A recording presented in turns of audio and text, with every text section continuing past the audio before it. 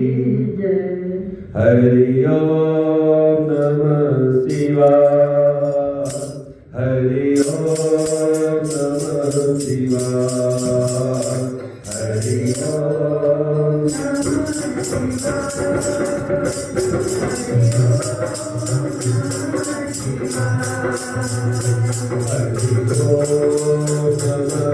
शिवाय। हरि ओम नमः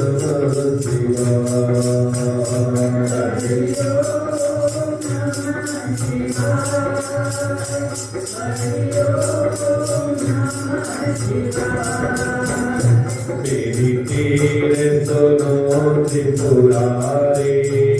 मेरी अब खोलो खबर हमारी। अब मेरी तीर सुनो त्रिपुरारी।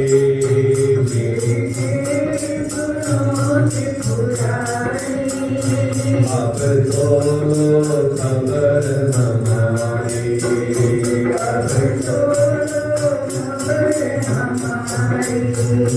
तेरे द्वार पे हम है आते। हरि ओम नमः शिवाय।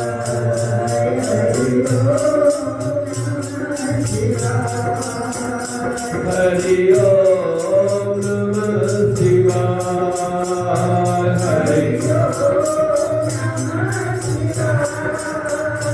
हरि ओम नमः शिवाय।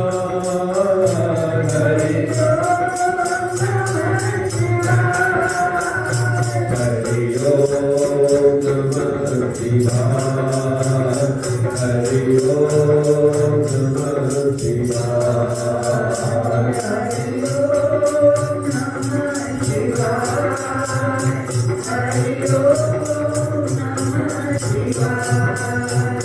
तेरी जटा में गंगा विराजे।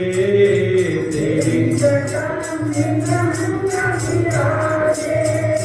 माथे पे चंदा साजे।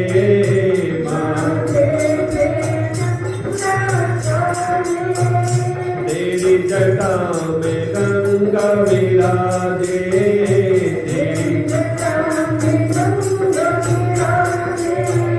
माथे पे चंदा साजे।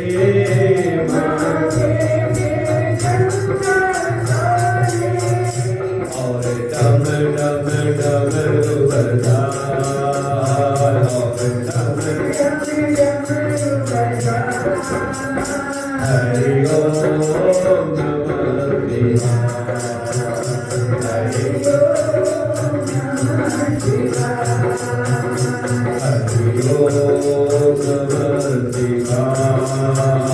हरि ओम नमः शिवाय। हरि ओम नमः शिवाय।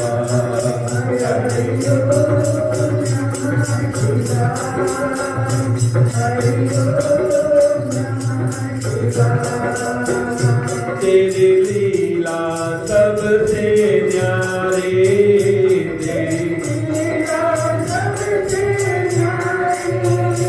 जिसे जाने दुनिया सारे।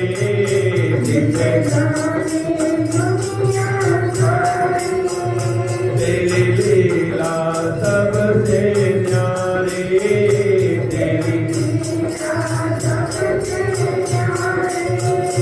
जिसे जाने दुनिया सारे।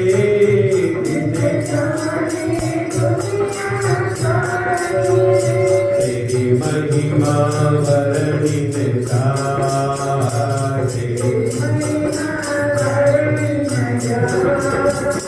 हरि ओम नमः शिवाय।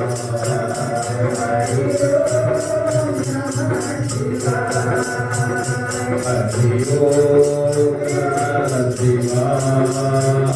हरि ओम नमः शिवाय। हरि ओम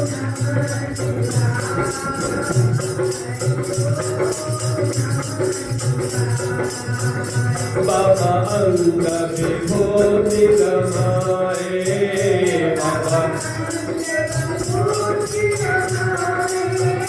निज भांग धतूरा खाए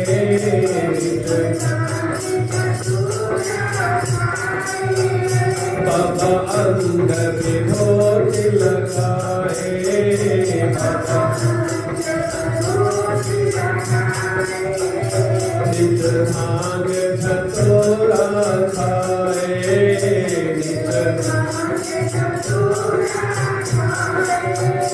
श्री राम का ध्यान लगा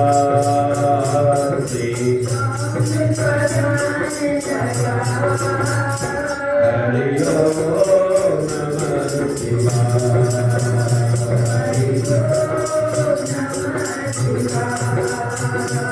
हरि ओम नमः शिवाय हरि ओम नमः शिवाय हरि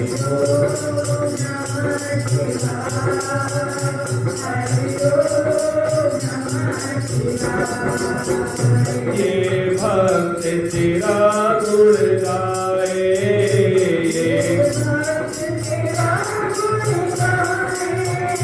तेरे चरणों में शीश नवाए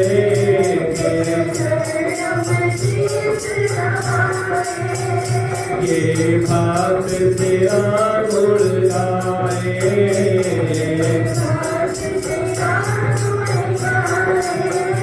तेरे चरणों में शीश लगाए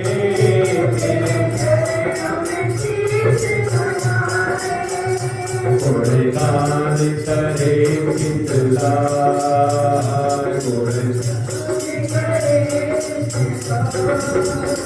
हरि ओम नमः शिवाय हरि ओम नमः शिवाय हरि ओम नमः शिवाय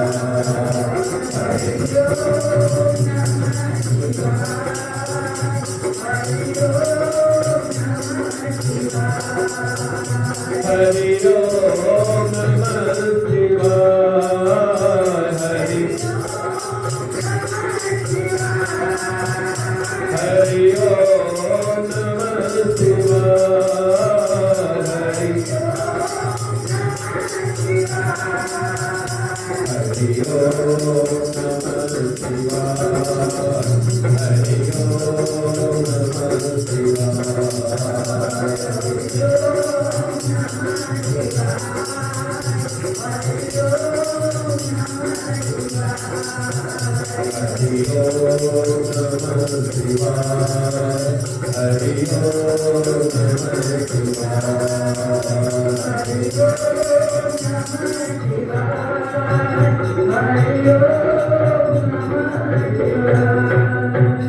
उमापति महादेव की ओम तत्पुरुषाय विद्महे महादेवाय धीमहि तन्नो रुद्र प्रचोदयात्। भगवान शिव ने शिवलिंग की महत्ता को तो बताया ही है, यह भी बताया कि शिवलिंग की पूजा कैसे करनी चाहिए। आपकी शक्ति सामर्थ्य हो तो षोडशोपचार से पूजन कर सकते हैं, नहीं है तो पंचोपचार से भी पूजन कर सकते हैं। लेकिन अगर संभव हो सके तो शिवलिंग का पूजन करते समय रुद्राक्ष और भस्म को धारण अवश्य करें। भस्म भी कई प्रकार के होते हैं, याद रखिएगा। जरूरी नहीं कि आप जाइए अब चीता भस्म खोजने लगी है तो पता चले कोई मारे तो फिर वहां की चीता भस्म लेके आए फिर लगा लें। वो केवल शिवजी ही कर सकते हैं, दूसरे की बात नहीं है। इसीलिए कहते भस्मांगरागाय महेश्वर नित्याय शुद्धाय दिगंबराय तस्मै नकाराय नमः शिवाय। केवल और केवल केवल भगवान शिव ही ऐसे हैं जो कि चिता भस्म को लेकर के शरीर में लगा सकते हैं। हम आप जानते हैं कि जब किसी को जलाने जाते हैं, जला के आते हैं, फिर उसके बाद वस्त्र के साथ स्नान करना पड़ता है, फिर अग्नि का स्पर्श करना पड़ता है, पत्थर का स्पर्श करना पड़ता है, मिर्चा खाना पड़ता है। हो सकता है देशांतर काल में अलग अलग हो, परंतु ये है। इसके बाद फिर उस वस्त्र को बाहर छोड़ दीजिए, फिर दूसरा स्नान करके घर पे आके दूसरा वस्त्र पहने, ये सारी चीजें। फिर भी आप जब तक मुंडन कर्म नहीं करवाते हो, छौर कर्म नहीं करवाते हो, इसलिए आपने नाखून वगैरह नहीं काटती, तब तक शुद्ध नहीं माना जाता। परंतु भगवान शिव में ही वह शक्ति सामर्थ्य है कि वह चिता भस्म को भी अपने शरीर से लगा देते हैं, तो भस्म राग अंग राग हो जाता है। भगवान शिव के शिवलिंग में वह गुण है, एक तरह समझ लीजिए वह पारस पत्थर है जिसमें हम जैसे पता नहीं कितने लोहे जाके स्पर्श करते हैं और स्वर्ण बन करके चमक जाते हैं। तो इसलिए कहा कि आप रुद्राक्ष का धारण करें, भस्म को लगावे। भस्म चिता भस्म हो तो भी ठीक है, नहीं है मिट्टी का भस्म है उसको भी लगा सकते हैं, वो भी नहीं है जल लिया, जल को भस्म बना के लगा लिया तो भी आपका पूर्ण हो जाता है। निराग्निक साग्निक भस्म की अनेक विधियां हैं। इसी प्रकार से रुद्राक्ष धारण करते हैं तो सावधान। कल परसों हमारी कथा शायद इसमें चल रही थी, अगर आपको ध्यान होगा तो वास्तव में अगर आप रुद्राक्ष पहनते, ये नहीं कि मार्केट में मिल गया आपने पहन लिया। रुद्राक्ष कुछ लोगों को लगता है कि वस्त्र के ऊपर पहनो तो ज्यादा पावर मिलता है, परंतु सत्य नहीं है। माला कोई भी हो, अगर भगवान की भक्ति के लिए पहनते हैं तो उसको अंदर पहनेंगे तो शरीर से आपका स्पर्श होगा, और अगर ऊपर से पहन लेंगे तो संसार देखेगा कि हाँ भगवान के भक्त हैं। अब वह आपको निर्भर करता है कि आप दिखाना चाहते हैं कि भगवान की भक्ति करना चाहते हैं। रुद्राक्ष में जो मोटे मोटे बड़े बड़े दाने होते हैं उनका प्रभाव कम होता है, और उससे छोटे छोटे जितने दाने होते हैं उसका प्रभाव और बढ़ता चला जाता है पहनने के। रुद्राक्ष का माला ही एक ऐसा है जिससे आप कोई भी मंत्र का जप कर सकते हो, कोई दोष नहीं लगेगा। रुद्राक्ष का माला जो है उससे आप कोई भी मंत्र का जप कर सकते हो, परंतु तुलसी का माला अगर आपने ले लिया है, जप करने बैठे हैं तो केवल वैष्णव मंत्र का ही जप उस पर कर सकते हैं। माँ लक्ष्मी की माँ जप करना है, लक्ष्मी गायत्री का जप करना है तो कमल गट्टे के माले से करने चाहिए। बगलामुखी मंत्र जप करना होता है तो हल्दी के गांठे को बना करके उसका जप करते हैं। तो लेकिन रुद्राक्ष इतना प्रशस्त है, भगवान शिव कहते हैं जब संसार का कल्याण करने के बाद सब कुछ मैंने सबको दिया, लेकिन जब आपस में देखा कि मेरे बच्चे आपस में लड़ रहे हैं तो मेरा मन क्षुब्ध हो गया। भगवान शिव कहते हैं मुझे लगा कि अगर ये आपस में लड़ रहे हैं, छोटी छोटी सी बातों से लड़ रहे हैं, इतना तनाव भरा हुआ है जीवन में, तो इनका पतन हो जाएगा। ये सोच के भगवान शिव की आंख से आंसू आ गए, और जो आंसू गिरा तो जहां पर गिरा वहीं पे रुद्राक्ष का पेड़ बनकर प्रकट हो गया। और इस प्रकार से वह रुद्राक्ष का महत्व इतना अधिक है कि जो भी व्यक्ति संसार में रुद्राक्ष का माला पहनता है वह भगवान शिव जैसा ही बन जाता है। लेकिन फिर कहूंगा सावधान, अगर रुद्राक्ष पहनना है तो अपने जिह्वा पर नियंत्रण रखना पड़ेगा। भोजन में यहां तक कल ही मैं शिव पुराण पढ़ रहा था, उसमें बताया है कि सहजन को भी नहीं खा सकते। सहजन समझते हैं ना? हाँ, उसको भी नहीं खा सकते हैं, हींग को नहीं खा सकते, और उसके बाद मूली को नहीं खा सकते, लहसुन प्याज तो बिल्कुल नहीं छूना है। अब आप कल्पना कर सकते हैं कि जब लहसुन प्याज नहीं खाना है तो और जो लोग अपने आहार में बनाते हैं उसको खा के आप रुद्राक्ष पहन सकते हैं क्या? अगर पहनेंगे तो फायदा करेगा कि नहीं यह तो नहीं पता, परंतु नुकसान की गारंटी पक्की। तो इसलिए अगर रुद्राक्ष धारण करना है तो आहार पर नियंत्रण कर लीजिए। कुछ लोग कहते हैं कि शिव जी को सब चलता है। हम लोग एक जगह गुरु मंत्र देने के लिए गए नेपाल में, तो हमने पूछा कौन सा मंत्र लेना चाहते हो, तो उसने कहा कि बाबा क्या करें, हम लोग तो भोजन बहुत सारा करते हैं, अब समझ रहे हैं ना मैं क्या बोल रहा हूँ? बहुत सारा भोजन करते हैं तो शिव मंत्र दे दीजिए, शिव जी को सब चलता है। मैंने कहा बताओ कहीं गड्ढा खोदो मैं उसी में डूब जाऊं? किसने आपको बता दिया कि शिव जी को सब चलता है? जिस शिव जी के रुद्राक्ष का इतना महत्व है कि उनको पहनने के बाद लहसुन प्याज नहीं खाना चाहिए, वो शिव जी को सब चलेगा। याद रखिए, गुरु मंत्र लेने का अर्थ होता है आपने अपने मन को यंत्रवत कर दिया। गुरु मंत्र कोई डिग्री नहीं है कि आपको मिल गई आपका बेड़ा पार हो गया। गुरु मंत्र लेने के बाद आपके पास वह योग्यता हो जाती है कि अब आप कोई भी दान पुण्य करोगे तो उसका पूर्ण फल आपको प्राप्त होगा। अभी तो आपको पता नहीं है कि कैसा दान करें तो उसका पुण्य फल आपको मिले कैसा। उदाहरण एक छोटा सा देता हूं, कथा को आगे बढ़ाएंगे। हम लोग एकादशी के दूसरे दिन दान करते हैं वस्तुओं का, करते हैं तो किसी बर्तन में करते होंगे, कोई बर्तन तो रखे करते हैं। तो जब आपने अर्पण किया तो बताइए वस्तु का दान हुआ तो उसके साथ बर्तन का दान नहीं हो गया? हम आप क्या करते हैं, वस्तु तो दे दी, बर्तन घुमा के लेके चले आते हैं। तो आप लेके चले आते हैं तो आपका दान पुण्य वहीं पे समाप्त। इसलिए अगर आप दान करते हैं तो बहुत सोच समझ के दान करिए। आप या तो पहले से बोल दीजिए पात्र विहाय, तब तो आपको दान का फल मिलेगा। अगर नहीं बोला तो आप समझ लीजिए कि आपने वस्तु का दान किया लेकिन पात्र का दान नहीं किया तो उसका पुण्य फल आपको मिलने वाला नहीं है। जैसे एक और बहुत कड़वा उदाहरण आपको दे रहा हूं। हम लोग बड़े खुश होते हैं तो किसी को क्या करते हैं, महाराज जी आज मेरा मन है मैं आपको कपड़ा, ठीक है भैया दे दो। अब पता चला कि आप कपड़ा लेके आए खरीदे के, धोती का कुर्ता का जो भी ले आए। अब पता चला जितना कपड़ा नहीं उससे ज़्यादा सिलवाई लग गया, तो काहे को कपड़ा दे रहे हैं भैया, उससे अच्छा आप रखे रहिए। वो वही वाली हाल हो गई कि समझी खावे ले और पैसों सच जाए। तो इसका सीधा सीधा मतलब यह है कि अगर आप किसी को कोई भी चीज का दान करते हैं और उसने उस दान का तुरंत उपभोग कर लिया, समझ रहे हैं, आपने कोई चीज दिया और मैंने उसका उपभोग कर लिया, तब तो उसका पुण्य आपको मिलेगा। लेकिन ऐसा दान दे दिया कि लिया और इसका बगल में रख दिया तो उसका कोई मतलब मिलने वाला नहीं है। तो जब आप गुरु मंत्र लेते हैं तो गुरु जी आपको बताते हैं कि भैया चाहे कुछ भी हो जाए लेकिन दान किस प्रकार से करना चाहिए, किस प्रकार से दर्शन करना चाहिए, किस प्रकार से अतिथि का सत्कार करना चाहिए। तो गुरु मंत्र लेने के बाद आपको सब कुछ मिले। तो गुरु मंत्र लेने के लिए जाते हैं तो पहले मन को साध लीजिए। आप राम जी की पूजा करिए, आप भगवान कृष्ण की पूजा करिए, आप भगवान शिव की पूजा करिए, आप माँ जगदम्बा की पूजा करिए, कोई बात नहीं। नदियां एक घाट बहु तेरे, आनंद आपको उसी में मिलेगा।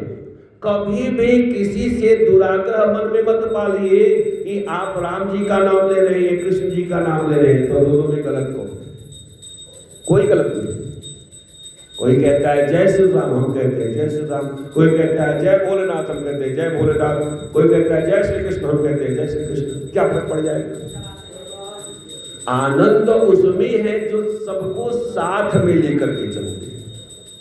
अकेले हम बहुत बड़े वीर बन गए, हमसे अच्छा कोई बोल नहीं सकता, ये महत्वपूर्ण नहीं है। महत्वपूर्ण यह है कि हम कितने सारे लोगों को एक साथ लेके चल सकते हैं। और भक्ति का मतलब ही है सबको साथ में लेकर के चलना, सबको ठाकुर जी के चरणों में जोड़ना, सबको भगवान शिव के चरणों में जोड़ना।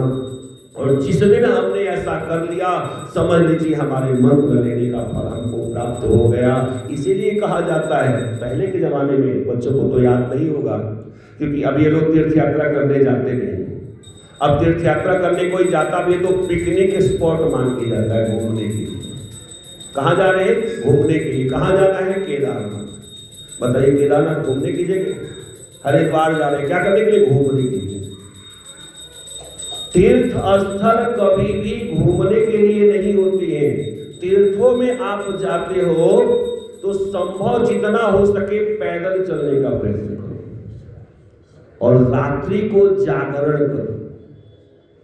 जितना हो सके उतना दर्शनीय स्थलों को दर्शन करिए, भगवान के विग्रह मूर्तियों के दर्शन करिए, गंगा जी में स्नान करिए, तब जाके आपको तीर्थ यात्रा करने का फल मिले। तो पहले के जमाने में तीर्थ यात्रा में लोग जाते थे, 2 लोग जा रहे हैं, पता चला तीसरे का मन है जाने का, लेकिन उसके पास पैसे नहीं है। क्या करते थे, चलो कोई बात नहीं, मुझसे ले लेना, तुम्हारे पास हो तो दे देना, नहीं है तो मत देना। विश्वास करिए, जितना अगले को तीर्थ यात्रा करने का पुण्य नहीं मिलता, उसका 16वां हिस्सा पुण्य आपको मिल जाता, क्योंकि आपके कारण होता है। इसी प्रकार से ठाकुर जी के दरबार में 2 लोग जा रहे हैं, मन हुआ चलो तीसरे को भी ले लेते हैं, तो जितने लोगों को आप साथ में लेके आते हैं, उनके पुण्य का 16वां हिस्सा पुण्य आपको मिलता है, उनका कम नहीं होता। नहीं तो हम सोचेंगे कम हो जाएगा तो गड़बड़ हो जाएगा, कम नहीं होता, किसी का बढ़ता ही जाता है। तो इस प्रकार से गुरु मंत्र लेने का अर्थ होता है रे सुलभापति महादेव की। रुद्राक्ष धारण करें, भस्म धारण करें, जो भी आपके पास है बिल्वपत्र आदि, उससे भगवान शिव का पूजन करें। शिवलिंग का पूजन करने से जीव को सारे मनोरथों की प्राप्ति हो जाती है। चाहे कोई व्यक्ति मूर्ति की पूजा करे या न करे, शिवलिंग की पूजा भी आपने कर लिया तो समझ लो आपने मूर्ति की भी पूजा कर ली और शिवलिंग की भी पूजा कर ली। यद्यपि अगर आपको मूर्ति दिखाई दे तो उनकी पूजा अवश्य करिए। शिवलिंग है वहां पे मंदिर में, और सामने भगवान शिव की मूर्ति है, गणपति की मूर्ति है, माँ जगदम्बा की मूर्ति है, कार्तिकेय, सबको प्रणाम करिए, सबकी पूजा करिए। लेकिन अगर कहीं ऐसा समय आ जाए कि आपको मूर्ति दिखाई न पड़े तो मन में पछतावा मत करना, बड़े प्रेम से आप भगवान शिव की पूजा करना, और विश्वास करो कि शिवलिंग के पूजा करने से ही आपके जीवन की सारी इच्छाएं पूर्ण हो जाती है। रे सुलभापति महादेव की।